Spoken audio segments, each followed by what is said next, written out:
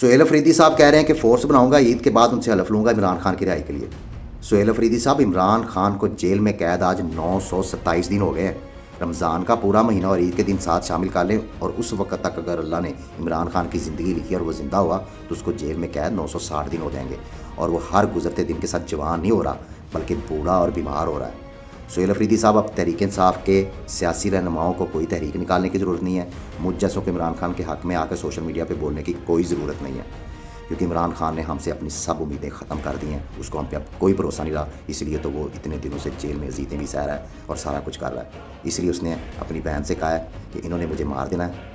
تم میرے لیے میری بہنوں آواز اٹھاؤ، کیونکہ اب اس کو ہم پہ کوئی بھروسہ ہی نہیں رہا۔ اس نے اپنی امید اللہ سے رکھ لی ہے، کیونکہ اس کو پتہ ہے وہ قربان ہونے جا رہا ہے، اس کا اجر وہ اللہ سے لے لے گا۔ تو سہیل افریدی صاحب، اس لیے اب عمران خان جانے اور خدا جانے، ہم جانے اور ہماری عیاشیاں اور یہ مجرے اور بسنتیں جانیں۔ سہیل افریدی صاحب، کربلا میں حضرت امام حسین رضی اللہ تعالیٰ عنہ، نواسہ رسول، اور رسول کون ہے؟ اللہ کے محبوب، خاتم النبیین، رحمۃ العالمین، حضرت محمد مصطفیٰ صلی اللہ علیہ وسلم، جن کے ہم امتی ہیں، سر کٹوا دیا، یزید کے سامنے سر نہیں جھکایا۔ تو اللہ تعالیٰ سب کچھ کر سکتا تھا، کیونکہ اللہ سے طاقتور کوئی ہے ہی نہیں، لیکن اللہ تعالیٰ شیطان، مردود، باطل، ظالم اور یزید کو دکھانا چاہتا تھا کہ دیکھ حسین مجھ سے کتنی محبت کرتا ہے، اپنا سر کٹوا دیا، کسی کے سامنے سر نہیں جھکایا۔ اور حضرت حسین جنتی نوجوانوں اور شہیدوں کے سردار ہیں، نہ کوئی حضرت حسین جیسا تھا، نہ ہے اور نہ ہوگا۔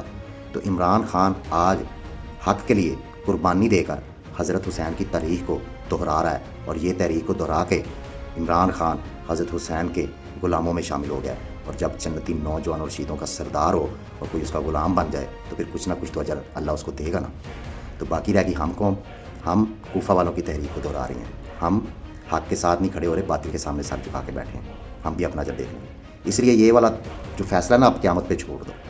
کیونکہ قیامت کو نہ تو کوئی فورس ہوگی، نہ کوئی جج ہوگا، نہ کوئی جرنیل ہوگا، نہ کوئی آئی جی ہوگا، اس وقت صرف خدا ہوگا، اور ہم سب انسان حشر کے میدان میں ننگے کھڑے ہوں گے اپنا حساب دینے کے لیے۔ اور اس وقت جہنم کی آگ سے بچنے کے لیے حضرت آدم علیہ السلام سے لے کر اور آخری پیدا کیے ہوئے انسان تک سے کوئی سفارش کروا لے گا نا، پھر بھی سفارش قبول نہیں ہوگی، کیونکہ اس دن صرف اور صرف حق کا فیصلہ ہوگا۔